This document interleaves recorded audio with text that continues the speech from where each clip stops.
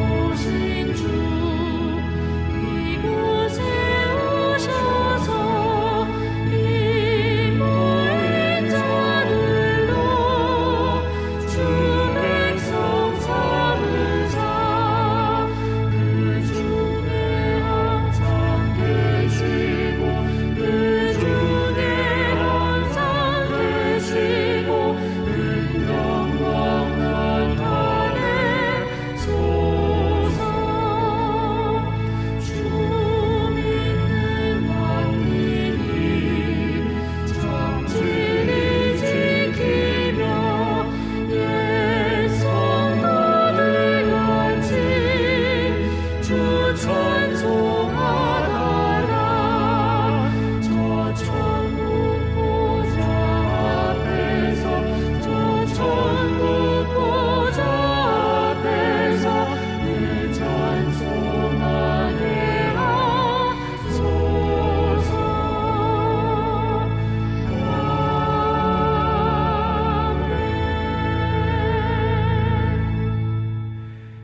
너희는 여호와께 감사하며 그의 이름을 불러 아뢰며 그가 행하신 일을 만민 중에 알릴지어다. 그에게 노래하며 그를 찬양하고 그 모든 기사를 전할지어다. 그의 성호를 자랑하라.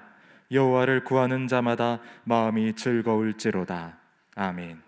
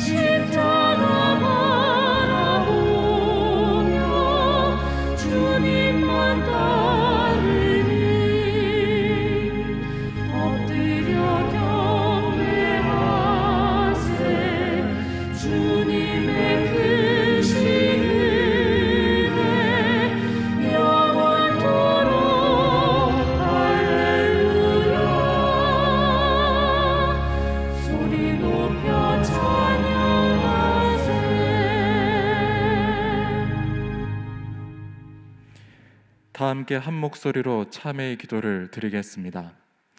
우리를 사랑하시고 날마다 사랑과 은혜를 베풀어 주시는 하나님 아버지, 소는 그 임자를 알고 나귀도 제 주인의 구유를 알건만은 나의 백성은 깨닫지 못하는도다 하신 주님의 말씀을 기억합니다. 저희들이 바로 그렇게 하나님을 알지 못하는 백성입니다. 하나님께서는 세상에서 방황하는 저희들을 찾아와 주셨고 지명하여 불러주셨고 예수님의 십자가 공로로 의롭게 해주셨으며 약속의 자녀로 거듭나는 은혜를 베풀어 주셨습니다. 그러나 저희들은 그 모든 은총을 잊어버리고 감사도 감격도 없는 완악한 삶을 살고 있습니다. 오히려 하나님을 향해 불평과 불만을 터뜨리며 망령된 말과 행동을 일삼았습니다. 주여, 이 모든 죄를 회개하오니 용서해 주옵소서. 이제부터는 하나님을 알기 힘쓰며 그 뜻대로 순종하며 살아가는 백성이 되게 하여 주옵소서. 예수님의 이름으로 이 고백의 기도를 드립니다. 아멘. 죄사함의 말씀을 들으십시오. 내가 그들의 악행을 사하고 다시는 그 죄를 기억하지 아니하리라. 여호와의 말씀이니라. 아멘.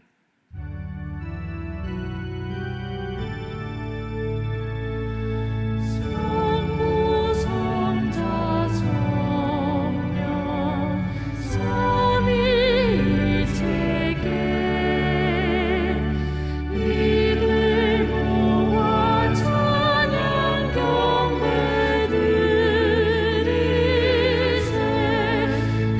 태초부터 지금까지 또 영원토록 영광 아멘.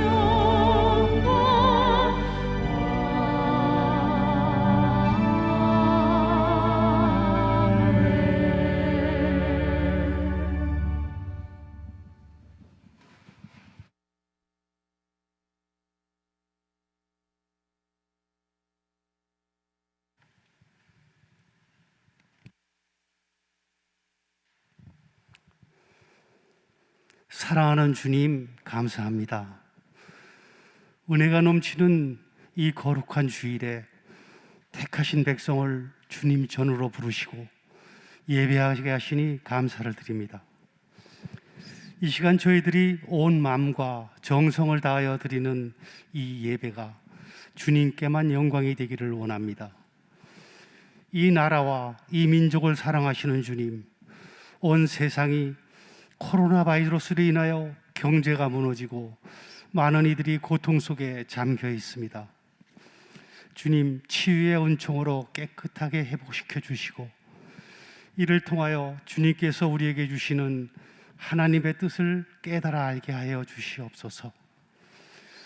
또한 이 민족과 위정자들에게 함께 하시어서 이 나라의 편가르기와 내 편이 아니면 적이라는 흑백 논리가 없게 하시고 정권을 지키기 위한 정치가 아닌 진정으로 국민을 사랑하고 국민을 위한 정치, 국가와 민족의 앞날을 함께 설계하고 함께 고민하는 정치가 되게 하시며 하나님이 우리의 주인 되심을 알고 하나님을 두려워할 줄 아는 지도자를 이 나라에 꼭 필요한 일꾼을 세워주시옵소서. 하나님, 청암교회와 예배를 통하여 육신의 질병으로 힘들어하는 이들이 주님 안에서 새 힘을 얻게 하시고 상처 입은 가정들이 치유되고 방황하는 심령들이 말씀을 통하여 희망을 보게 하시며 갈급함이 회복되는 놀라운 체험들이 나타나게 하여 주시옵소서. 우리 성도들이 선한 싸움으로 세상의 빛과 소금의 역할을 다하여 세상의 등불이 되게 하여 주시옵소서.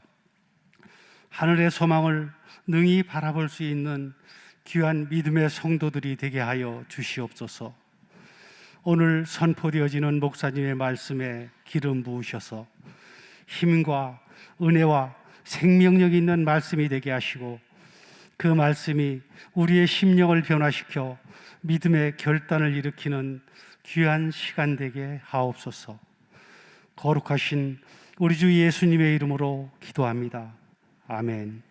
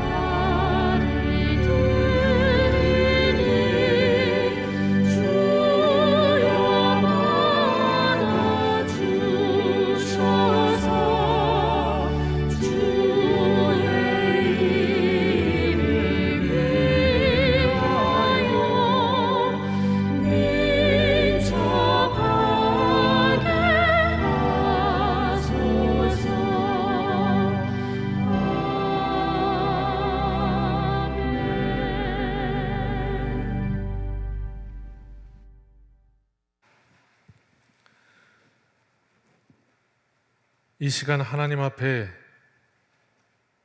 예물을 드리며 우리 마음을 드리며 예배 자리에 나와 있습니다. 하나님께서 긍휼히 여기시고 우리의 마음을 살피시며 우리의 그 중심 위에 드려진 예물 위에 우리의 중심 위에 응답하여 주셔서 하나님의 역사가 이루어지는 놀라운 하나님의 다스리시는 이 세상을 그 하나님의 복 가운데 살아갈 수 있도록 우리 모두에게 크신 은혜 베풀어 주옵소서. 예수님의 이름으로 기도드립니다. 아멘.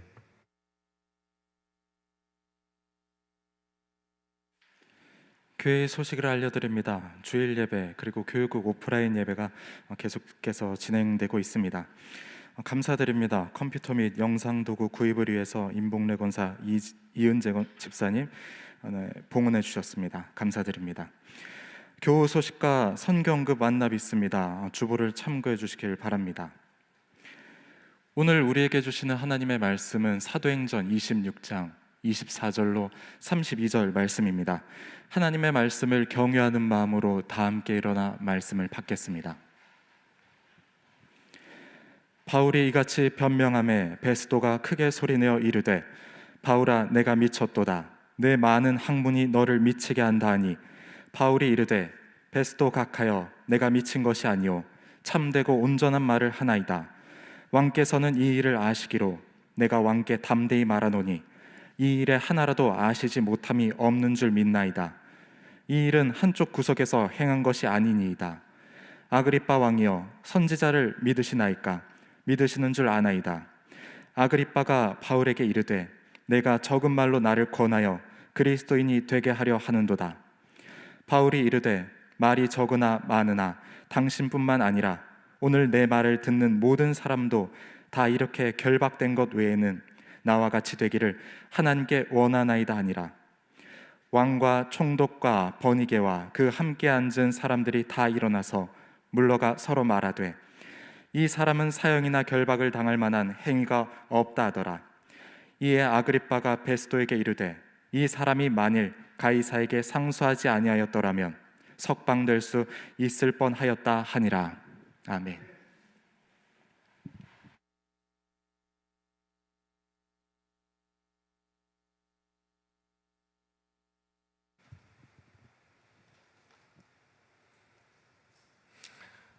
광고 하나 하고 해야 되겠네요. 우리 이옥주 집사님 큰따님 백소현 또 최원기 예비 부부 결혼 앞두고 오늘 예배 참석했다고 잠깐 앞에 나올까요? 네. 인사합시다.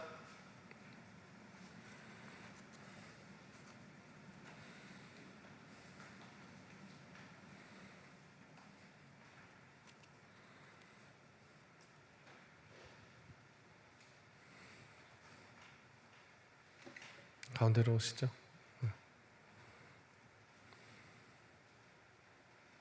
네, 우리 이옥주 집사님의 큰 따님, 그것도 이제 사위 되실 분 오늘 결혼 앞두고 나왔습니다. 복된 결혼식이 되기를 바라고 또 일생토록 하나님께서 이끄시는 복된 가정 되기를 바랍니다. 우리 잠시 기도합니다. 하나님, 인생에 있어 가장 중요한 선택을 하였습니다. 일생 함께하기로 약속하고 출발선 위에 서 있습니다. 하나님께서 이 출발, 이 일생을 붙들어 주시고 역사하셔서 끝까지 승리하고 날마다 하나님의 복 더하여 주시는 복된 가정, 믿음의 가문 멋지게 살아가도록 은혜 베풀어 주시고 날마다 동행하여 주옵소서. 또 예배를 드리며 시작합니다. 이 예배가 끊이지 않게 하시고 하나님께서 붙드시는 복 주시는 가정 되게 인도하여 주옵소서. 준비하는 모든 일 가운데 함께 하시고 섭리하시고 은혜 내려주셔서 은혜 가운데 잘 마칠 수 있도록 또 주님께서 날마다 은혜 더하여 주옵소서. 예수님의 이름으로 축복하며 기도합니다. 아멘. 네, 축하합니다. 또 기도하겠습니다. 인사할 때 큰 박수 칩시다. 감사합니다.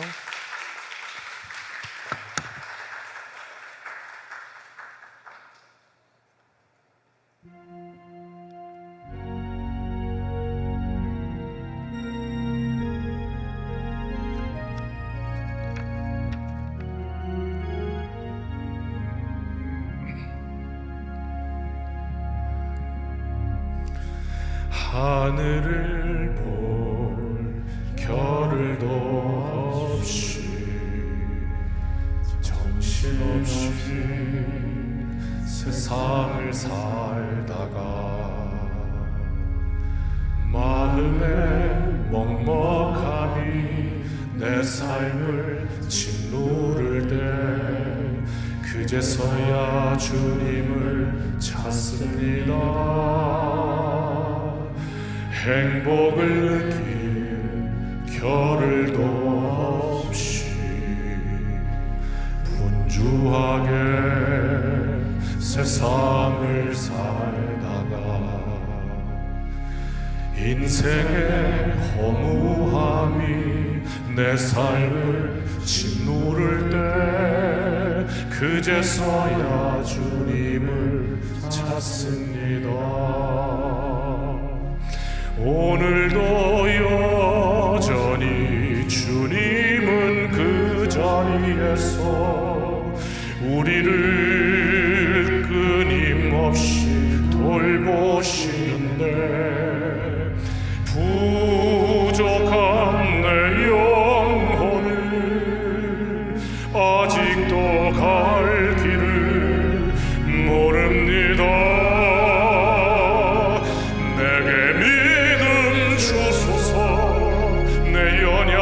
마음 돌보소서. 한없는 주님의 사랑 알게 하소서. 영원까지 그의 백성 지키시는 우리 하나님 바라보며 살게 하소서. 하늘을 겨를도 없이 정신없이 세상을 살다가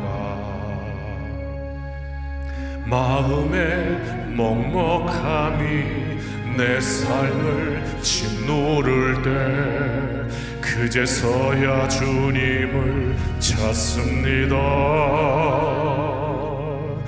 행복을 느끼 겨를도 없이 분주하게 세상을 살다가 인생의 허무함이 내 삶을 짓누를 때 그제서야 주님을 찾습니다. 언제나 사랑해 주님은 그 자리에서 끝까지 놓지 놓지 않고 붙드시는데 부족한 내 마음은 아직 돌아올 줄 모릅니다. 내게 믿음 주소서, 내 연약한 마음 돌보소서. 한없는 주님의 사랑 알게 하소서. 영원까지 그의 백성 지키시는 우리 하나님 바라보며 살게 하소서.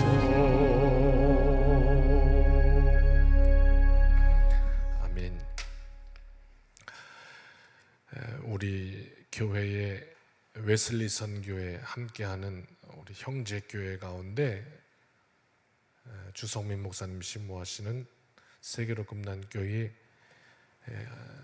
한 권사님의 간증을 듣게 되었고, 제가 직접 말로 옮기는 것이 부족할 것 같다 하는 생각이 들어서 12분짜리 영상인데 조금 그래도 최대한 짧게 해서 좀 부자연스럽긴 하지만 내용은 함께 나눌 수 있을 것 같아 소개합니다. 5분 정도 영상을 보고 말씀 함께 나눕니다. 김진수입니다. 백지연입니다. 백지연입니다. 교회에서 만났죠. 전도를 받았는데 전화를 안 하는 거예요. 제가 전화를 해서 교회에 나오게 됐습니다. 결혼해야 되니까. 9년 연애하고 10년. 10년 연애했어요? 네, 10년. 1년은 누구랑 했나? 암 진단을 받았는데요. 지금 현재는 4기입니다. 왜 여자들은 알거든요. 그 막 몇 시간 진통하고서 절정의 힘듦이 계속되더라고요. 그래서 내가 아픈 거구나. 패스. 예전에는 의식주 같은 거였다면 실은 먹어도 되고 안 먹을 때도 있잖아요. 근데 지금은 생명입니다. 나는 믿노라라는 찬양. 나는 믿노라. 여기까지. 진짜 음치네요. 준비 중에 있습니다. 치료를. 치료법이 없다 했잖아요. 네. 그렇죠. TV에 보셨죠? 시한부 인생 같은 거? 네.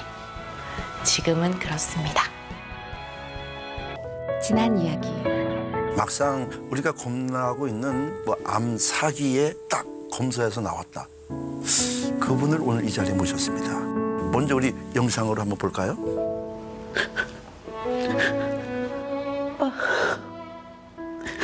아파서 미안해. 실은 저는 담대한 편이라고 생각했어요. 제가 아무것도 할 수 없는 늘어짐이 매일매일이 주치의가 바뀌더라고요. 뼈 전이가 이렇게 돼서 사기라고 그러면서 의사가 내가 얘기를 해도 되겠냐.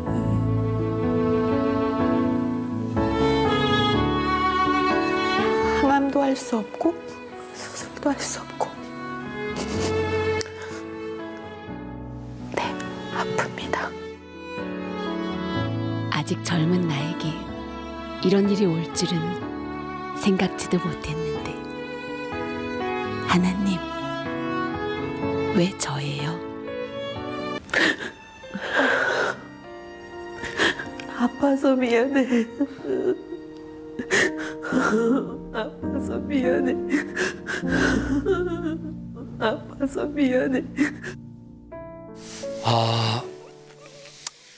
사실 항암 치료도 받을 수 없고 수술도 할 수 없는 그런 상황, 희망이 없는 분입니다. 하지만 오로지 하나님만 붙들고 기적 같은 일을 만들기 위해서 모두가 하나가 돼서 권사님을 위해서 기도하고 있습니다. 여러분, 오늘의 주인공 백주영 권사님을 박수로 모셔보겠습니다. 개척 멤버로서 지금까지 하나님께 충성하고 헌신하고 고생했던 그런 일꾼이거든요. 그런데 어느 날 남편 김진수 권사님과 백주영 권사가 제 방에 들어오더니 뭐 간단한 간단하게 목사님 제 몸이 약간 아픈 것 같아. 약간 무슨 표현도 약간 이렇게 좀 모르. 병원에 잠깐 갔다 온다 그러더라고. 어디가 아픈데요? 딱 물었더니 암이 1기 정도. 아니 목사님을 찾아갔을 때는 왜 암 1기일 거라고 생각했어요? 큰 병이 아니라고 생각했어요? 그런 거 있잖아요. 내가 아프긴 아픈데 암은 암일 것 같은데 뭐 1기 정도 그건 나을 수 있으니까. 이제 그때 이제 그런 일이 있고서 사실 이게 암이 일기도 아니고 사기를 하는 것은 누구나 다리가 헛두들 떨리게 만드는 거잖아요, 그죠? 옆에서 보면서 백준 권사님 정말 대단하신 분이고 이번에 이렇게 아픈 가운데서도 모든 예배 지금 다 나오고 있거든요. 예, 새벽기도, 뭐 주일 낮 저녁, 수요일 예배 금요철화 다 나오고 모든 모임에 다 하나도 안 빠지고 한 번도 안 빠지는 걸 본 적이 없어요. 몸이- 항상 그 자리에 있더라고요. 몸이 아프신데 괜찮으세요? 제가 목사님 앞에서 성도들 앞에서 눈물을 한 번도 보인 적이 없거든요. 근데 오늘 한 번만 울겠습니다. 네, 아픕니다. 근데 실은 조금은 아픈데 담임 목사님을 비롯해서 교회 성도님들이 기도를 너무 많이 해주세요. 기도 제목이 뭐냐? 딱 했더니 절 살려달라는 기도는 제가 하지 않겠습니다. 하나님 대신 교회 일꾼들이 날 통해서 기도가 살 수 있다면 죽어가는 영혼들에게 좀 더 담대하게 부응하고 전도할 수 있는 힘을 내가 줄 수 있는 사람이 될 수 있다면 그거면 됩니다. 그래서 지금은 제가 왜 사기인지, 왜 수술할 수 없는지, 의학이 날 포기했는지 이젠 확실히 합니다.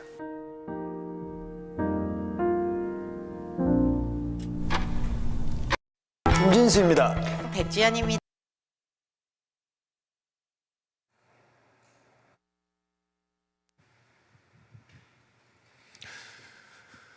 오늘 말씀의 제목이 조금 뭐지? 하고 물음표를 가지셨을 수도 있으리라 생각합니다. 넷플릭스라는 그 영화 또는 드라마 이런 것들을 많이 취급하는데 세계적인 거기에 83개국의 이 넷플릭스가 들어간 곳에 우리나라 오징어 게임이라는 영화가 전 세계 BTS와 같이 1위를 했다. 그래서 지금 난립니다. 그래서 그 영화를 이제 보니까 그 하려고 하는 얘기, 그 작가가 하려고 하는 얘기, 뭐 여러 가지 얘기가 있습니다만은 그 중에 하나가 뭐냐면 이 세상이 지옥이다. 그 얘기를 하고 있습니다. 참 지옥이다. 예전에 어떤 생존 게임과 같이 네가 죽어야 내가 사니까 널 죽여야 되겠다 하는 그런 경쟁이 아니라 마치 줄 세우는 것처럼 뭐 대학 입시도 지금 마찬가지입니다. 쫙 줄 세워놓고 여기까지는 합격, 여기까지는 불합격. 그것뿐인데 이제 불합격된 사람들은 죽음의 고통을 맛보는 이런 우리 사회 구조를 가지고 있다. 뭐 이런 고발. 그래서 낙오된 이들에게는 지옥을 맛보는 세상이다. 뭐 이런 이야기를 지금 하고 싶은 겁니다. 우리가 사는 세상의 현 주소가. 그런데 문제는 뭐냐면 그런 이야기가 이 온 세계의 인종과 나라와 문화와 뭐 언어와 상관없이 온 세계의 사람들이 전부 다 맞아 하면서 공감하고 있다는 겁니다. 그래서 오늘 말씀의 주제를 내 인생을 그 지옥으로부터 건져내는 법, 물에 빠진 사람에게 건져내는 것, 이것이 이제 구원이라고 얘기하는 것이죠. 그래서 이렇게 한번 표현해 보았습니다. 이 시대의 상황을 그대로 보여주고 있는 우리의 삶의 자리이기 때문에 그렇죠. 지난 한 주간 저에게도 참 많은 사건이 있었습니다. 그 문제가 일어나면 어떻게 같이 한꺼번에 몰려오는지 그냥 굉장히 많은 사건들이 저에게 있었던 한 주간이었습니다. 이 권사님의 간증도 직접 듣게 됐고요. 그래서 이거 영상으로 찍는 것을 알고 이제 그 영상을 그대로 공유를 해드렸습니다. 또 그런가 하면 어제는 우리 교회 또 잘 나오시던 우리 한 청년의 그 아버지가 이제 위독하셔서 목사님이 임종 예배를 좀 드려줄 수 없겠습니까? 이렇게 요청한 전화도 있었습니다. 저는 잘 모르겠는데 아주 오래전에 우리 교회 등록하셨다고 그래요. 그러니까 나오신 적이 있다고 그러고요. 아버지도. 그리고 병원에서 그동안 이제 그 중환자실에 있으면서 가족 면회도 되지 않았는데 이제는 2명씩 가족 면회 하세요라고 얘기하는 거 보니까 뭐 따로 제가 설명드리지 않아도 그 시간이 왔구나 하는 것을 이제 알게 되죠. 그래서 면회는 안 돼. 면회는 이제 가족 2명만 되고 예배를 드릴 수는 없고 하니 그러면서 저에게 아버지에게 마지막 그 순간까지 복음을 꼭 전하고 싶습니다, 목사님. 이렇게 저한테 얘기해 주었습니다. 그래서 그렇게 알려주었습니다. 요한복음 3장 16절과 17절을 읽으십시오. 하나님이 세상을 이처럼 사랑하사 독생자를 주셨으니 이는 그를 믿는 자마다 멸망치 않고 영생을 얻게 하려 합니다. 하나님이 그 아들을 세상에 보내신 것은 세상을 심판하려 하심이 아니요 그로 말미암아 세상이 구원을 받게 하려 하심이라. 그리고 아버지, 예수님이 아버지를 위해서 돌아가셨어요. 믿어 구원에 이르세요 라고 말해 주십시오. 그때 이런 이제 이야기예요. 그런데 혹시 내가 아버지한테 얘기했을 때 아버지가 나는 안 믿는다 라든지 또는 그게 무슨 말이냐 나는 이해하지 못한다 라든지 나는 받아들이지 않는다 라고 답을 하면 어쩝니까? 두려운데요? 라는 이야기를 하더라고요.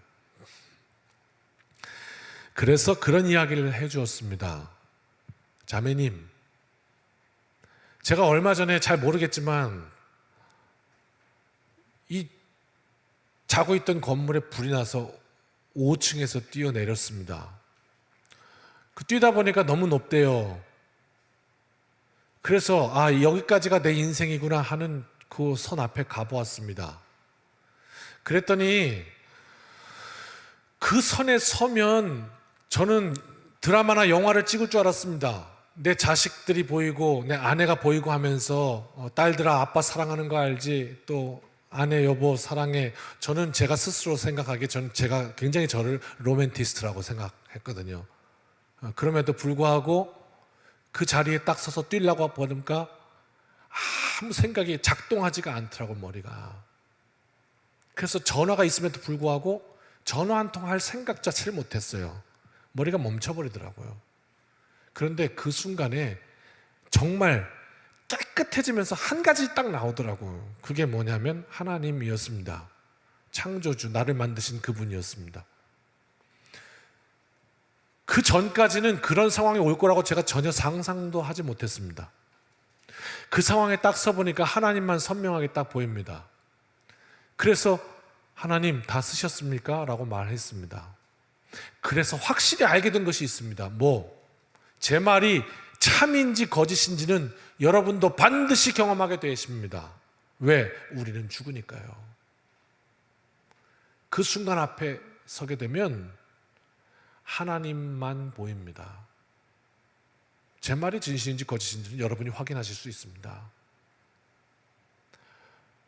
그렇기 때문에 자매님, 그 마지막 순간에 호흡이 있을 때에 우리가 보지 못하는 그것을 아버지는 보고 계십니다. 그 순간 하나님은 선명하게 보이거든요. 그렇기 때문에 못 알아들으실까 봐 또는 못 받아들이실까 봐 그거 겁내하실 필요 없고 담대하게 하나님이 당신을 사랑하십니다 라고 전하세요. 그러면 아멘 그리고 받으실 겁니다.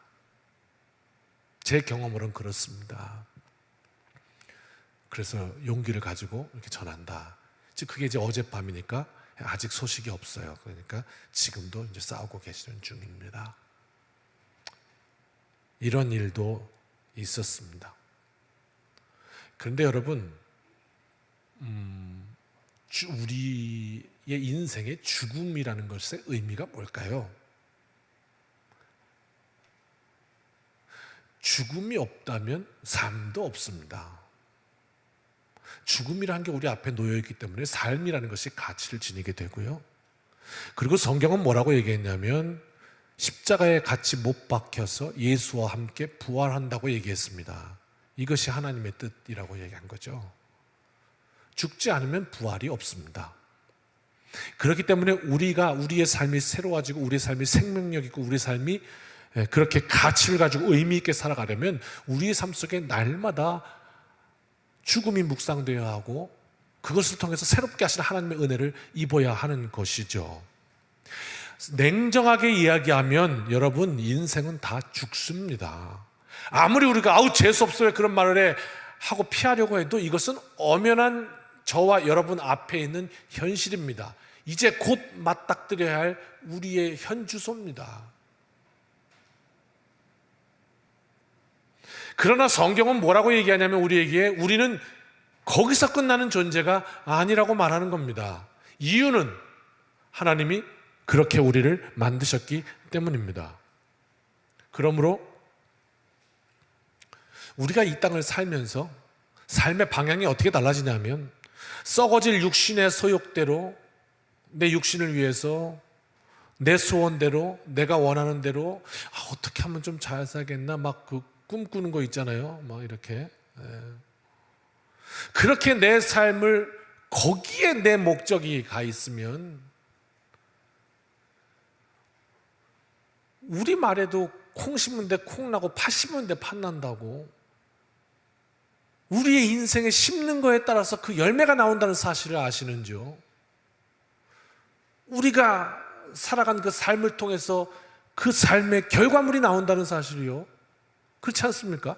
그것도 분명한 진리인데 육신의 소욕대로 그렇게 삶을 선택하면 썩어질 육신과 함께 썩어질 열매를 거둔다 그랬습니다. 그 없어질 열매 그 자체가 허무죠. 하나님의 영광이 아니고 하나님의 영광을 가리우게 될 수도 있습니다. 우리의 삶이 어떤 선택을 하냐에 따라서.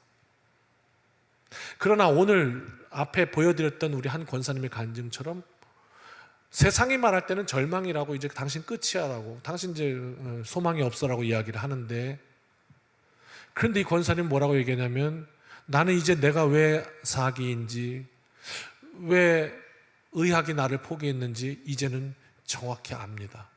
이렇게 고백을 한단 말이죠. 그 전에는 뭐라고 고백을 했냐면 하나님 왜 저예요? 라고 물었거든요. 그런데 하나님 안에서 놀라운 일이 일어나고 있는 거예요. 하나님의 영광 사명을 붙든 성도는 내 생명이 언제까지인지는 중요하지가 않습니다. 오늘 부르시면 오늘 가는 거고 10년 후에 부르시면 10년 후에 가는 거고 20년 후에 부르시면 20년 후에 가는 거고 중요한 건 그게 아니라 하나님이 부르시는 그 날까지 내게 하나님의 영광 속에 살아갈 수 있는 사명 그거 붙들고 살 수 있는가 하는 이것이 중요한 것이고 그렇게 살았던 것이 사도 바울이구나. 그래가지고 사도 바울은 날마다 갇히고 매맞고 그 어려운 삶을 살아가면서도 뭐라고 그러냐면 하나님의 사명을 내가 감당함이 너무너무 행복하다고 말하는 겁니다. 그래서 어떻게 해요? 그 하나님의 은혜가 내게 족하다고요. 넘쳤다고요. 그런데 세상을 추구하며 살았던 이야기를 지난주에 해드렸더니 그분은 온 세상의 뉴욕에서 크게 성공해서 그렇게 모든 것들 다 가져봤는데 하루 직장만 출근하면 남들 1년 연봉을 주는 그렇게 돈을 벌어봤는데 계속 뭐가 채워지지 않는 구멍을 발견해서 그것 때문에 너무 어려워서 결국은 마약까지 가게 되었다. 이런 고백을 했지 않습니까?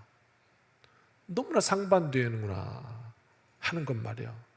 채워지는 건 그런 게 아니구나 이렇게 발견하게 됩니다.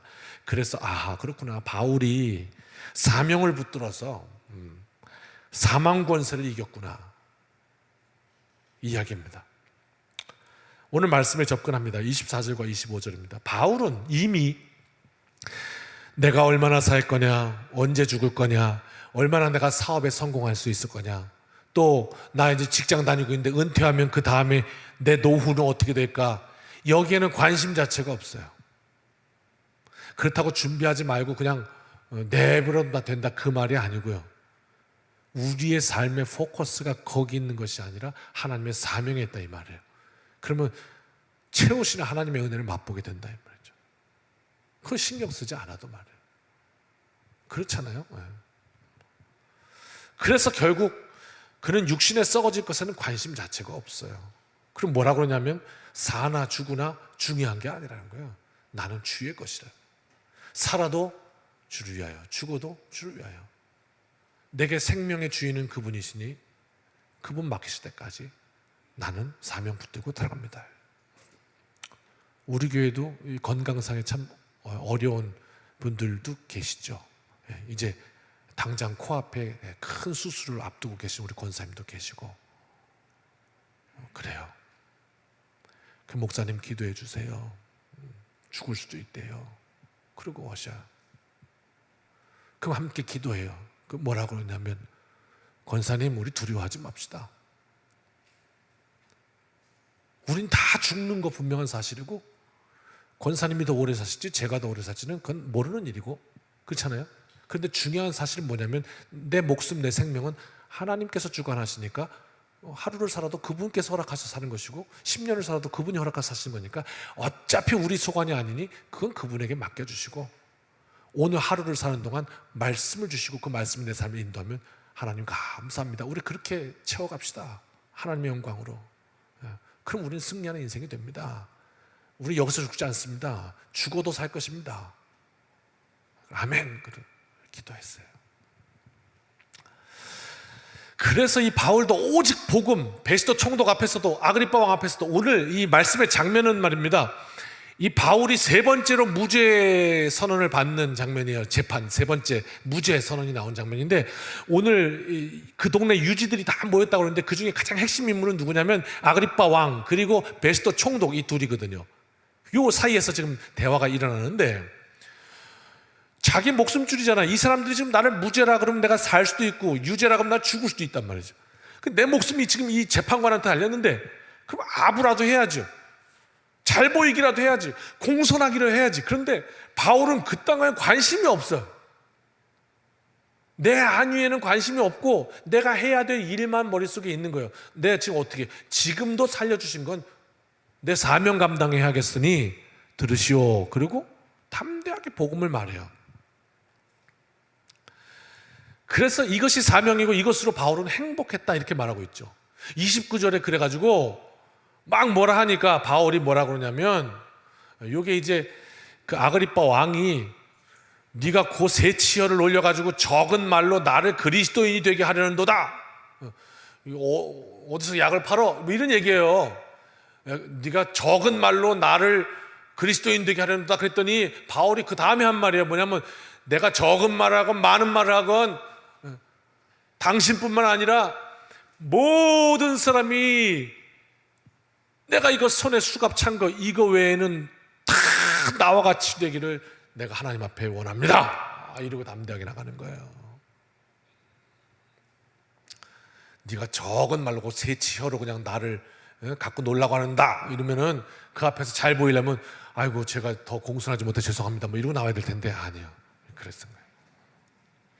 그래서 결국 2차 저차 다 듣고 이 아그리빠와 베스도 총독이 막 고민을 하더니 결국 무죄 이렇게 선언하는데 그 장면을 볼까요? 30절로 32절인데 같이 읽어볼까요? 시작. 왕과 총독과 번이게와 그 함께 앉은 사람들이 다 일어나서 물러가 서로 말하되 이 사람은 사형이나 결박을 당할 만한 행위가 없다 하니라. 그 다음에 32절. 이에 아그리빠가 베스도에게 이르되 이 사람이 만일 가이사에게 상소하지 아니하였더라면 석방될 수 있을 뻔하였다 하니라. 대법원에 상고만 안 했어도 여기서 그냥 무죄 그리고 풀어줄 텐데 그 말이에요. 자 여러분 그러면 논리상 한번 봅시다. 이 자리에서 만약 바울이 대법원 상고를 철회하겠습니다. 취소하겠습니다. 그랬더라면 바울은 풀려났을 거예요. 무죄라고 했으니까 지금. 그렇죠? 그랬을 거라고. 그런데 바울이 거기서 그걸 선택하지를 않아요. 바울이 왜 집에 가서 따뜻한 밥 먹으면서 편안한 침대에서 자고 싶지 않았겠어요? 왜 거기 계속 그 감옥에 이렇게 갇혀 있고 싶었겠어요? 이유는 하나였거든요. 성령께서 내게 품게 하신 생각이 있었고, 나는 로마로 가야 되는 거죠. 너 로마로 가서 내 복음을 전해야 할 것이다. 그 말을 미리 들었기 때문에 나는 어떻게든지 로마로 가야 되는데, 로마로 갈 방법은 황제에게 상소하는 길밖에 없으니까 그게 취소되면 안 됐던 거죠. 설령 내가 무죄로 풀려나는 그걸 포기하는 한이 있더라도, 이 말입니다. 우리 육신의 안일함과 또 소욕과 부딪힐 때 우리의 판단 기준이 어디 있어야 하는가, 이것을 극단적으로 보여주는 거예요. 극단적으로.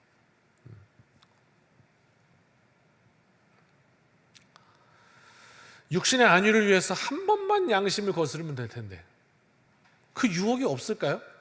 왜 없겠어요? 그러나 바울에게는 일도 없습니다. 왜? 성령께서 내 인생에, 아무개야, 내가 너를 영광스럽게 좀 써야 되겠다. 이 땅 속에서 내가 너를 내 영광으로 좀 휘감아야 되겠다. 이 음성을 받았기 때문입니다. 사랑하는 성도 여러분, 여러분은 어떤 음성이 있으세요? 내 삶을 지탱하고 내 삶을 끌고 가는 어떤 성령의 음성이 있으세요?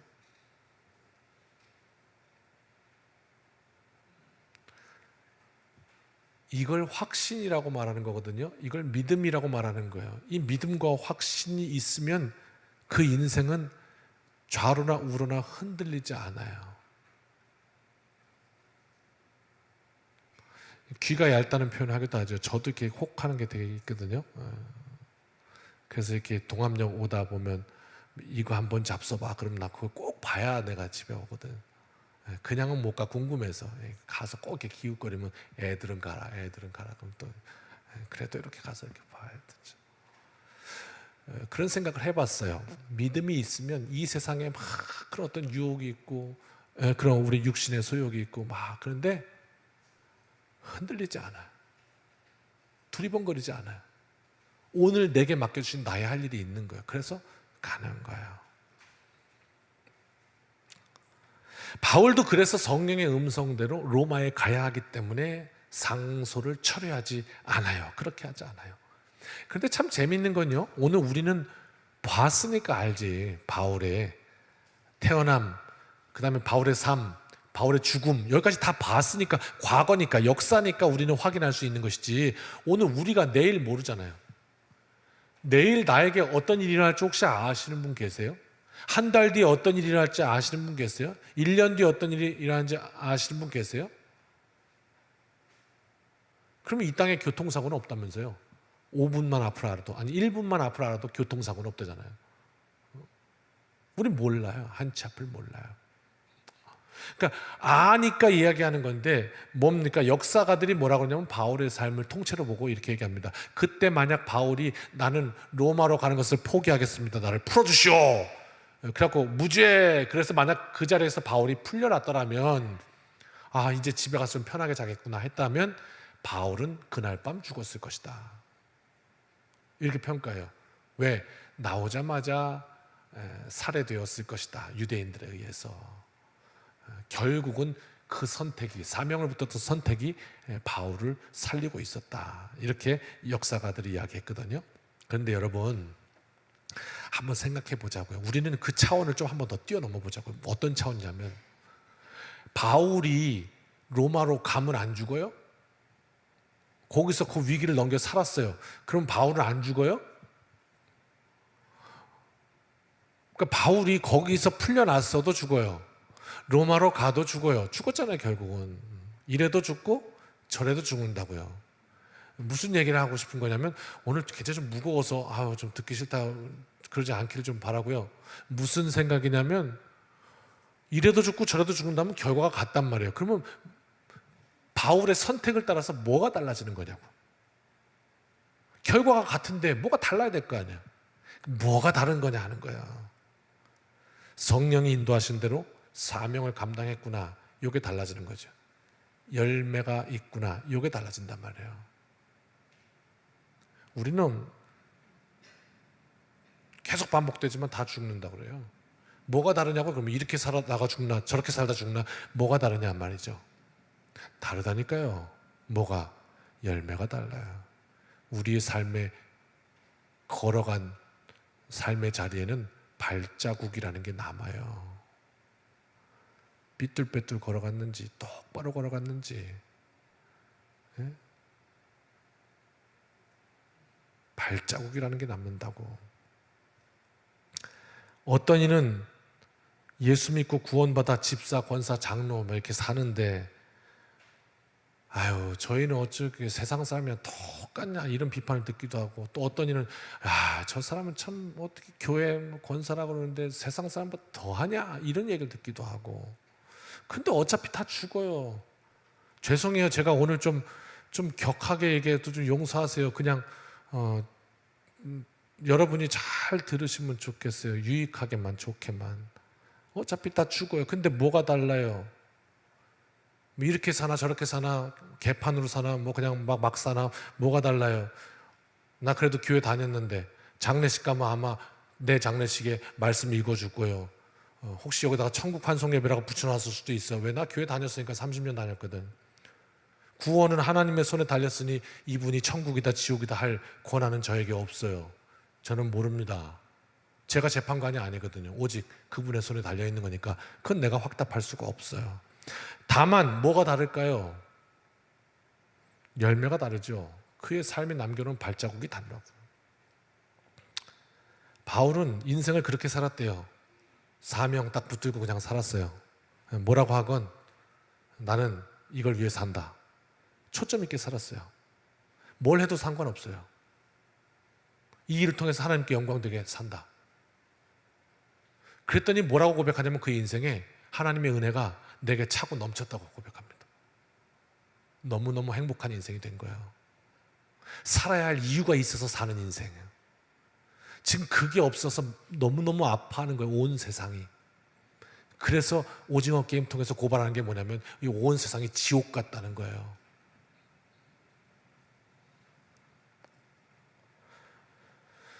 바울이 지금 그렇게 막 복음을 전한 거예요. 그랬더니 24절 25절 뭐라고 하냐면 베리스도 총독이 머리가 터지겠는 거예요. 이게 못 듣겠는 거예요. 이유가 있어요. 바울은요 가말리엘 문화에서 배운 사람이에요. 당대의 최고의 학교예요.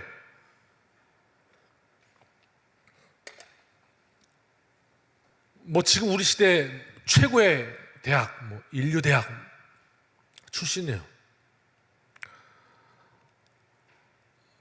논리에도 허점이 없어요. 그런데 이제 바울은 유대인이었으니까, 바리새인이었으니까 율법도 잘 알아요. 그런데 베스도는요 헬라 사람이거든요. 잘 몰라요. 헬라 철학 사전을 알죠. 게다가 이제 바울이 뭘 얘기할 때마다 그냥 얘기하는 게 아니라 이 말씀의 권위를 가지고 얘기한다고. 그래갖고 구약 보면 이사야 어디를 보면 몇 장 몇 절을 보면 이렇게 얘기했고, 어떤 선지자가 와갖고 요엘이 이렇게 얘기했고, 이러면서 한 구절 구절을 다 말씀으로 갖다 대는 거거든요. 논문이 설득력이 가장 센 이유는 뭐냐면 인용을 했을 때 정확하게 어디서 누가 무슨 얘기를 했고 어디서 누가 무슨 얘기했고 이걸 다 논리를 갖다 대기 때문에 논문이 센 거거든요. 논리가. 바울이 그냥 조목조목 다 구약 어디에 있고 어디 있고 계속 갖다 대는데, 문제는 뭐냐면 베스도가 구약을 몰라요. 헬라 사람이라 머리 아픈 거지. 근데 말은 유창해. 말은 다 돼. 너무너무 논리적이고. 그러니까 막 유창해. 여러분 어떠세요? 누가 와가지고 나 모르는 얘기 같은, 나가 잘 모르는 얘기를 막 유창하게 막 이래가지고 어디가 뭐 이렇게 하고 이래낸다고 막 얘기하면은 가만히 듣고 있다 뭐라 그래요?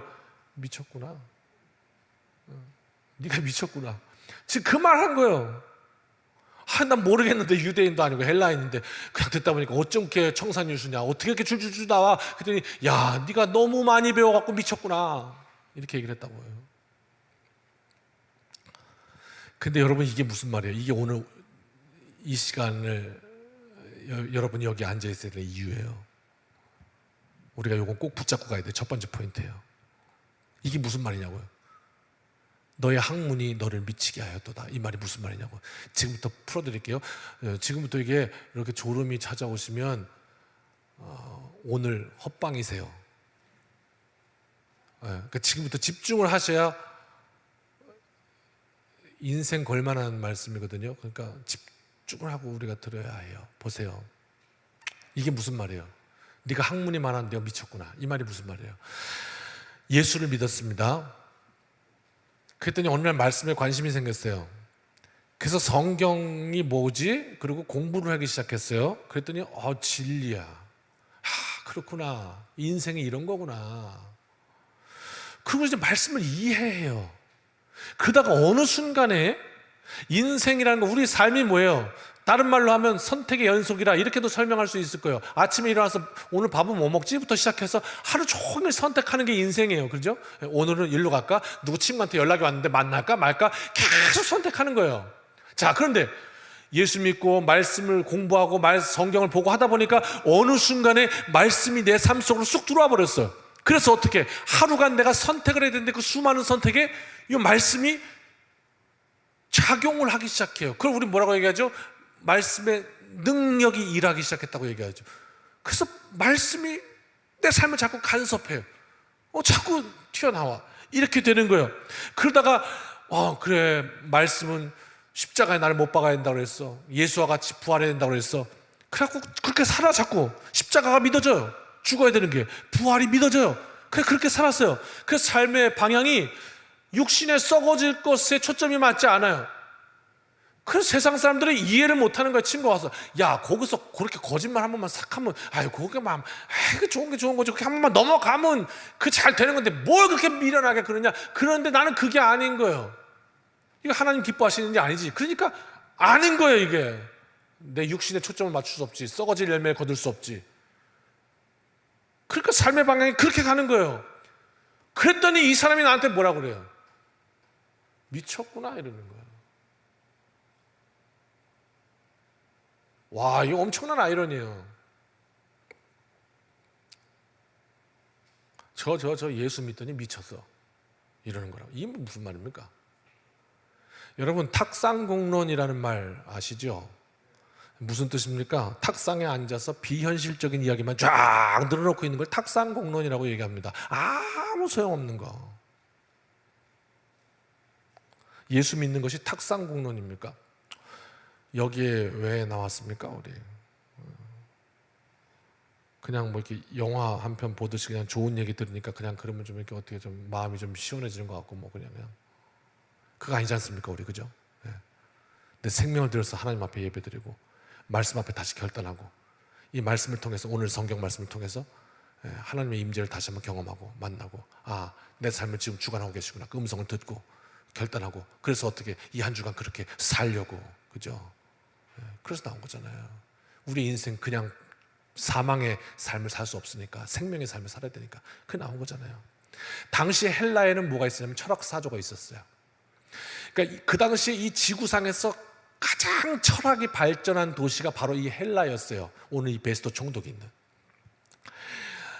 이 헬라 철학이라는 건 뭐냐면 우리 인간 존재에 관한 물음이에요.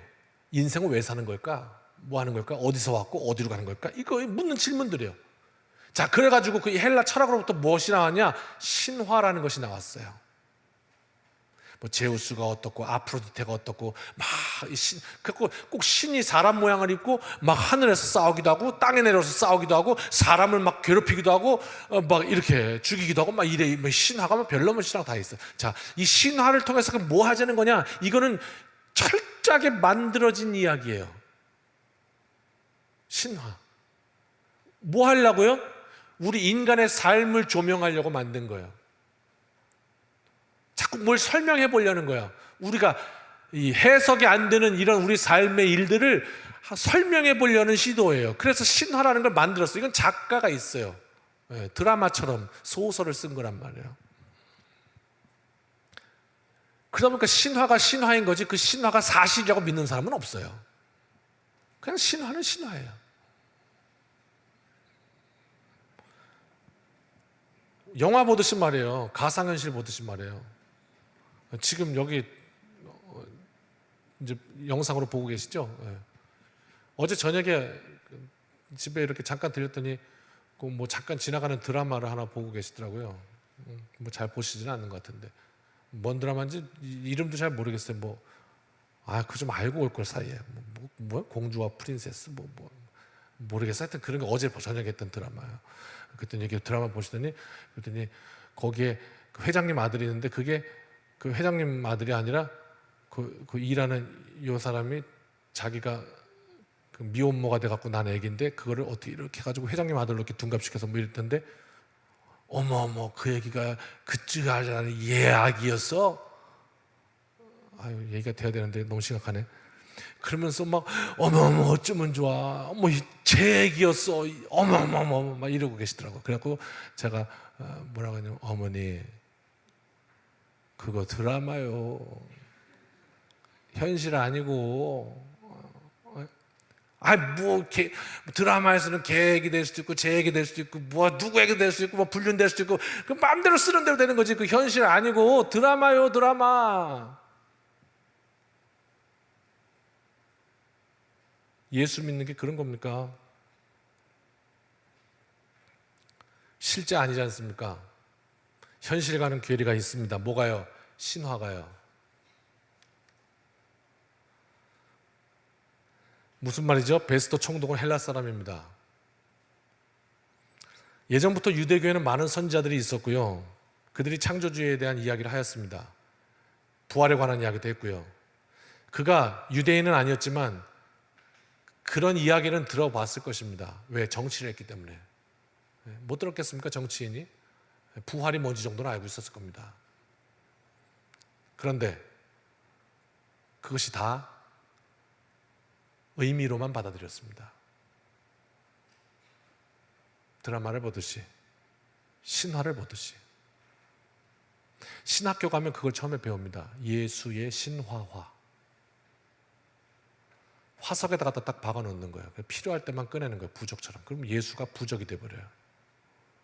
살아계셔서 내 삶을 주관하시고 지금도 역사하시는 그 하나님이 아니라 그냥 필요할 때 비비면 나오는 알라딘 램프의 지니처럼 신화화 되어버린단 말이에요. 그래서 들을 때는 아멘, 좋아요, 오케이 하는데 실생활에 딱 부딪히면 전혀 능력이 없어요. 그렇게 살아내지도 못하고요.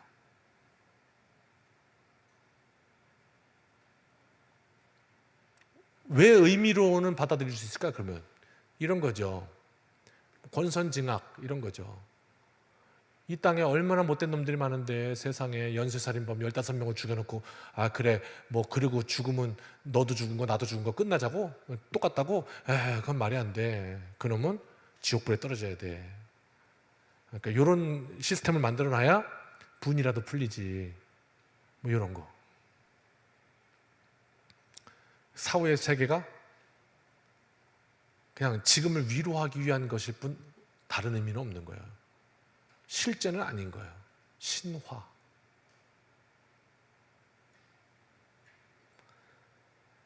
지금 그렇게 받아들이고 있는 게 누구냐? 베스도란 말이에요. 근데 그 베스도 앞에 바울이 나타나서 지금 뭐라고 그러는 거냐면 그 신화 같은 이야기가 하나님께서 당신이 믿고 있는 대로 부활케 하신다는 그것이 뭐 그래야겠지라고 생각하는 그 이야기가 내게는 그분이 직접 성육신 하셔서 나타나셨던 실제 사건이었습니다라고 얘기를 한 거예요.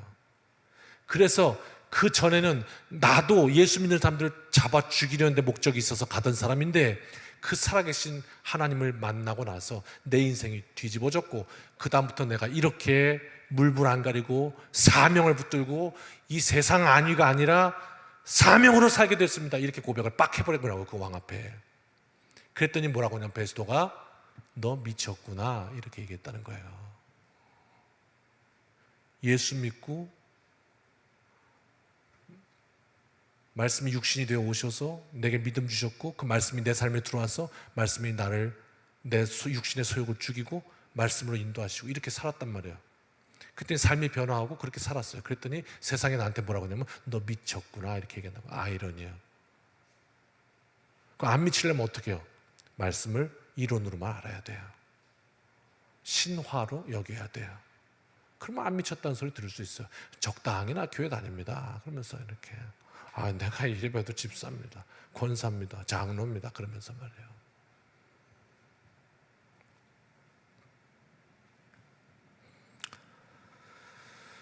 바울이 얘기합니다. 총독각하여 제가 헬라의 문화와 철학과 신화를 모르는 것이 아닙니다. 저 가말리엘의 문화 출신입니다.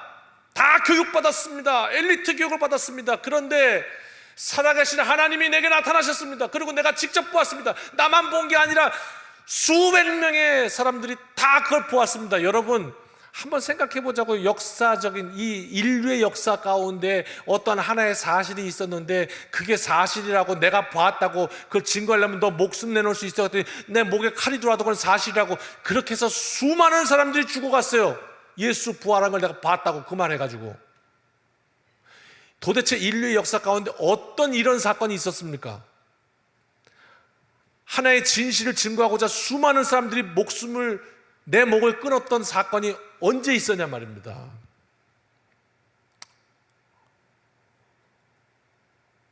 그래서 내가 그 전까지는 내가 갖고 있던 거, 내 육신의 안위, 내 모든 삶의 뭐 자랑거리 또 뭐 이런 거 다 했는데 그게 그분을 딱 만난 이후로 이게 다 똥이었습니다.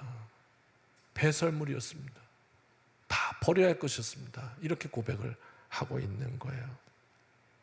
그랬더니 베스도가 바울에게 너 미쳤구나 이랬다는 거죠.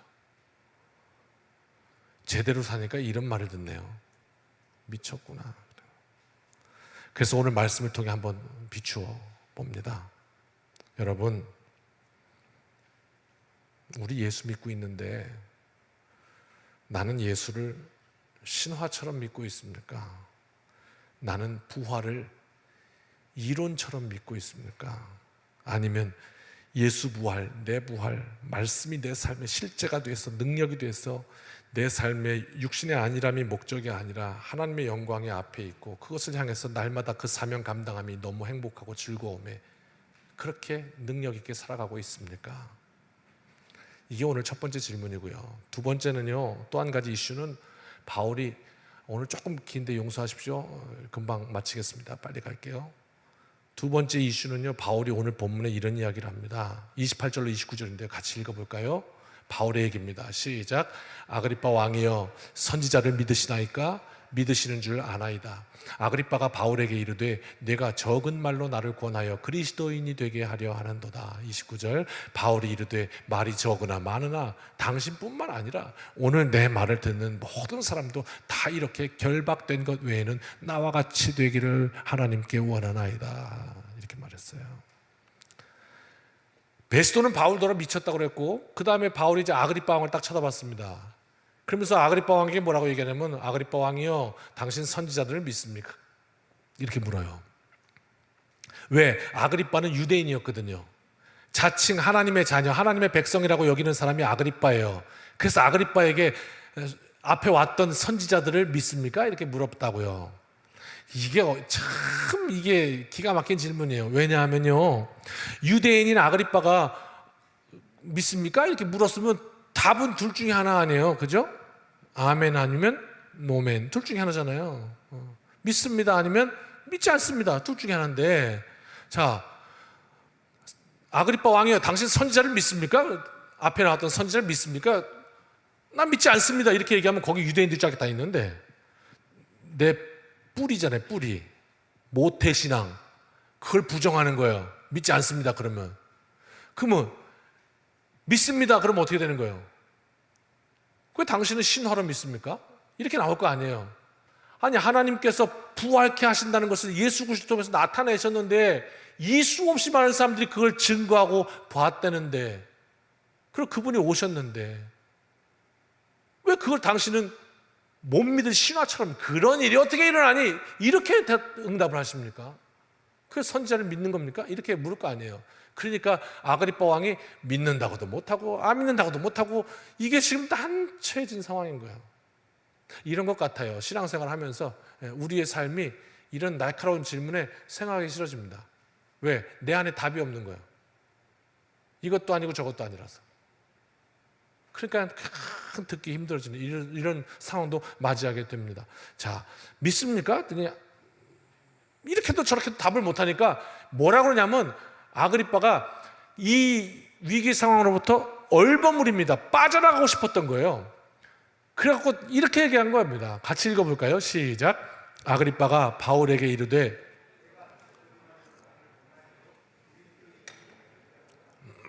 이런 얘기예요.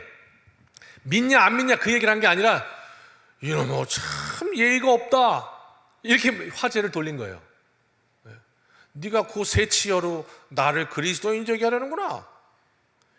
쓱 다른 말로 돌려서 넘어가 보려 하는 이런 이야기가 되는 거예요. 그때 바울이 얘기했던 거죠. 29절.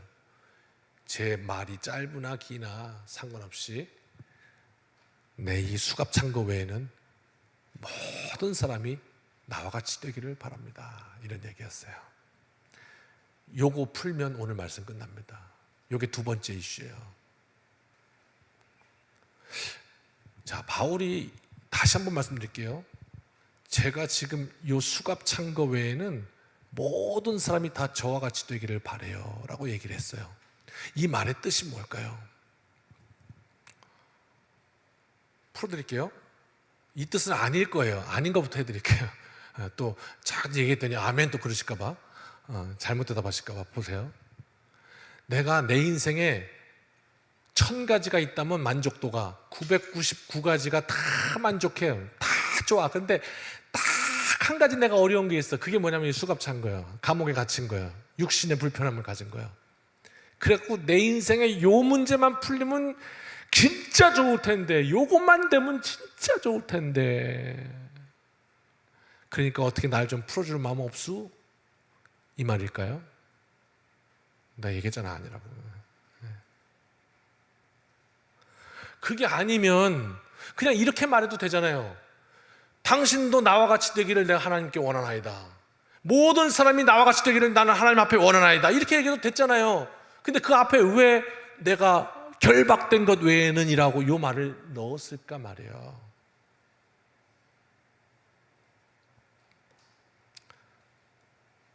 이번은 뭐냐면요, 아그리빠 왕이요, 나는 보고 있습니다. 제가 이렇게 지금 결박되었다고 해서 제 영혼까지 결박된 줄 아십니까? 나는 당신의 영혼이 사단에게 결박되어 있는 것이 보입니다. 그래서 내 육신의 이 결박된 것 외에는 나와 같이 당신도 자유하기를 원합니다. 묘한 자신의 이 결박된 것까지도 복음을 전하는데 모티브로 사용합니다. 참 기가 막힙니다. 말씀을 신화처럼 믿는 것도 아니요, 세상의 안목을 잃어버리고 하나님의 영광을 볼 수 없는 사단에게 포박당한 인생. 그래서 세계가 열광하듯이 이 온 세상이 서로 함께 걸어가는 것 같지만, 그 오징어 게임의 내용이 그거예요. 함께 걸어가면서 게임을 하는 것 같지만 결론은 뭐냐? 네가 죽어야 내가 살겠다는 거죠. 그래서 어떻게 이 세상은 지옥이 되었다는 거예요. 내 인생을 지옥으로부터 건져내는 법, 이 세상을 사는 동안에 나는 그것을 위해 사는 것이 아닙니다. 썩어질 육신의 열매를 위해서 그거를 좀 더 가지려고, 그걸 어떻게 하려고, 그게 없어서 내가 불행한 것 같고, 그게 있으면 행복할 것 같고, 나는 그렇게 미련하게 살지 않습니다. 내 인생, 내 수명은 몇 년이 될지 얼마나 될지 그것은 하나님께 달린 바요. 내게 생명 주신 그 시간 동안 나는 바울처럼 멋있게 내게 허락하신 사명 붙들고 열심히 달려 그 사명 감당함이 내게 하나님 너무 행복합니다, 이 고백으로 살 것입니다. 우리 그렇게 멋있는 인생, 살아가는 능력 있는 우리 모두가 되시기를 주님의 이름으로 축원합니다. 우리 함께 찬양합시다.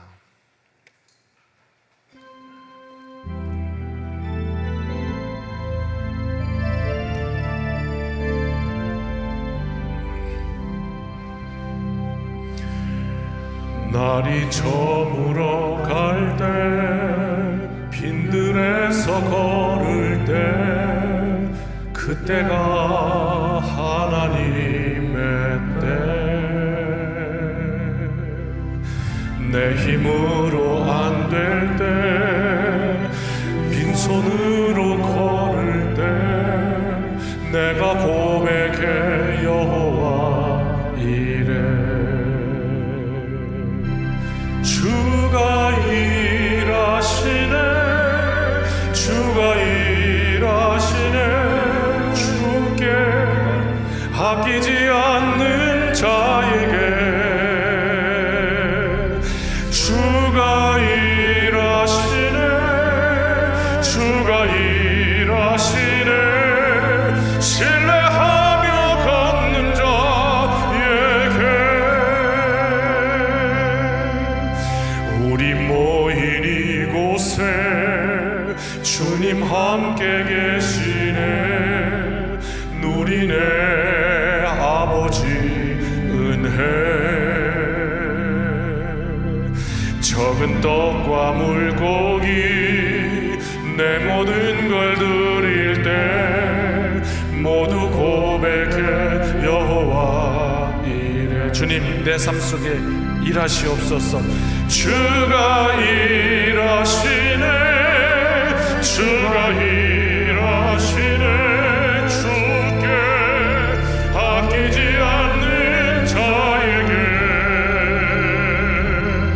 주가 일하시네 주가 일하시네 신뢰하며 걷는 자에게 주가 일하시네 내 삶에 주가 일하시네 주가 일하시네 주께 아끼지 않는 자에게 주가 일하시네 주가 일하시네 신뢰하며 걷는 자에게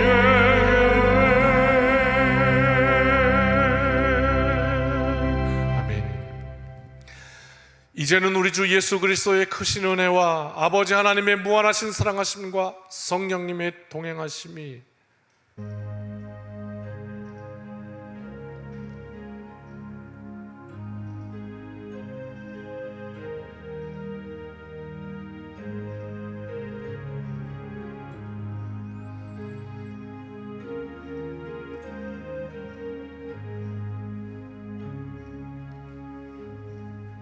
아멘. 사랑하는 성도 여러분, 이 한 주간도 주님의 은혜로 승리합시다. 아멘.